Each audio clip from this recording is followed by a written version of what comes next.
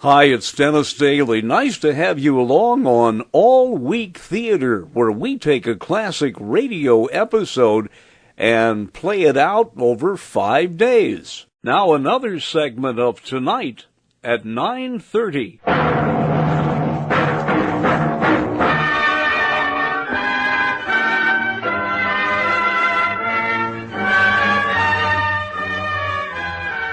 In the days that followed, I was haunted by what I'd done.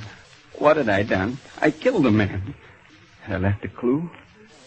Had Irene kept faith with me?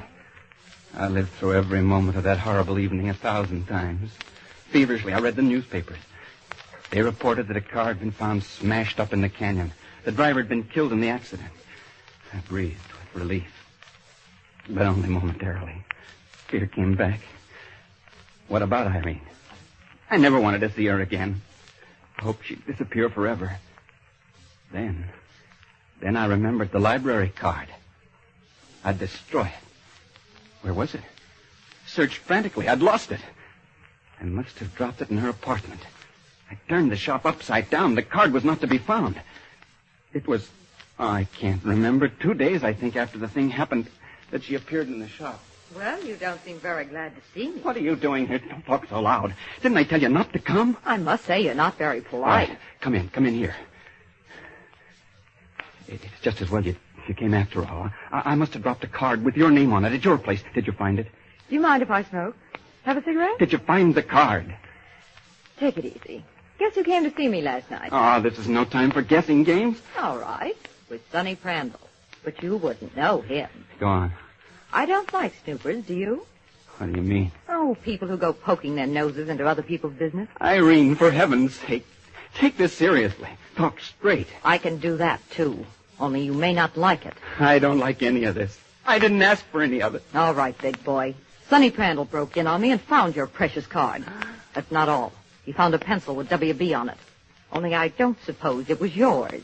Who is Prandtl? A guy you wouldn't appreciate. One of Pete Snar's pals. Did you give him the things? Give him? Oh, sure, he coaxed me out of them. Oh, you've got to get them back. Does he know anything? No, not yet. I've got to have them, Irene. Well, I thought you ought to know. Forewarned is forearmed, they say. So long, big boy.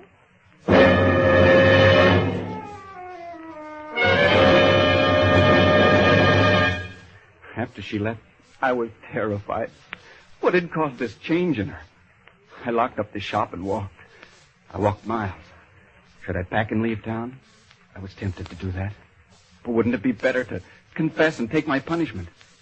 With time off for good behavior, there might be a few years left in which I could have peace of mind again. When the evening edition was on the street, I rushed to buy a copy. There it was. Police believe canyon accident may be murder.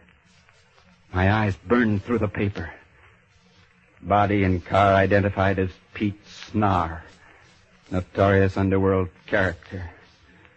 Police grilling suspects, including a woman known to be associated with Snar. Goes by the name of Irene Smith or Delamore.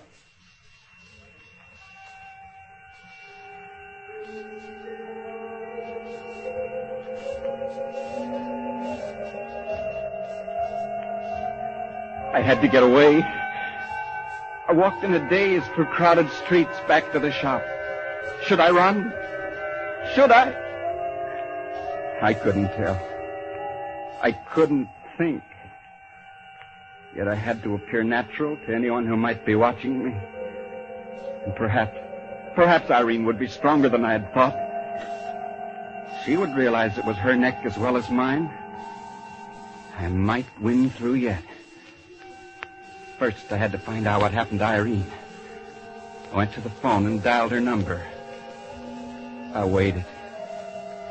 Then the operator said the phone had been disconnected. Strange thought crossed my mind. Prison might be good for me. I was cold, clammy with exhaustion. I was so tired when I returned to the shop I could hardly stand. I hardly knew what I was doing.